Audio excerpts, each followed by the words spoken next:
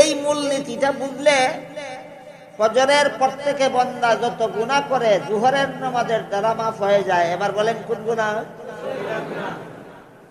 এশার পর থেকে বান্দা যত গুনাহ করে ফজরের নামাজের দ্বারা মাফ হয়ে যায়। কোন গুনাহ?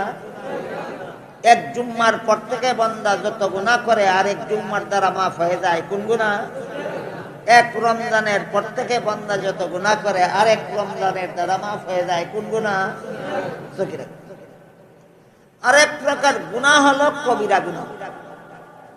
কবিরা গুনাহ ওই সমস্ত গুনাহকে বলা হয় যে গুনার কারণে দুনিয়াতে আখিরাতে শাস্তির কথা কুরআন হাদিসে উল্লেখ আছে। যে গুনার কারণে শাস্তির কথা উল্লেখ আছে কুরআনে হাদিসে, এমন গুনাহকে কবিরা গুনাহ বলে। যেমন 5 বেলার ফরজ নামাজ না পড়লে জাহান্নামের শাস্তির কথা উল্লেখ আছে। রমজান মাসে রোজা না রাখলে জাহান্নামের শাস্তির কথা উল্লেখ আছে।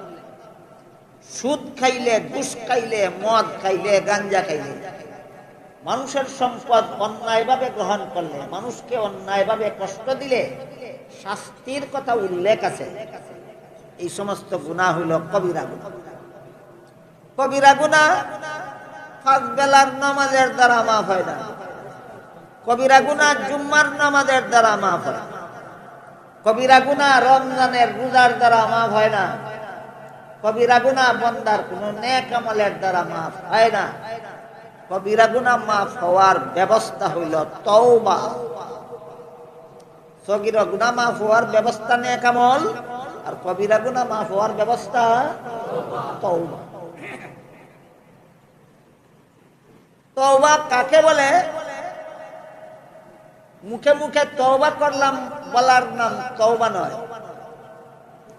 আচ্ছা বলুন তো, কেউ যদি 4 ফরজ আদায় না করে মুখে বলে উযু করলাম, উযু হবে? যেমন ভাবে 4 ফরজ আদায় না করলে উযু করলাম 1000 বার বললেও উযু হবে না, ঠিক তেমনি ভাবে 6 কাজের দ্বারা তওবা হয়। 6 কাজ না করে কেউ যদি মুখে 1000 বার বলে তওবা করলাম তওবা হয় না। তাহলে উযু এবং তওবা মুখে বলার জিনিস না কাজে করার জিনিস? মুখে বলার জিনিসটা, এটা কাজে করার জিনিস। উযু যে মুখে বললে উযু হয় না, কাজে করতে হয়, এটা সবাই বুঝে। কিন্তু তওবা যে মুখে বললে তওবা হয় না, কাজে করতে হয়, এটা অধিকাংশ মুসলমান বুঝে না। এজন্য 6 কাজের নাম যে তওবা, আমি অতীত আপনার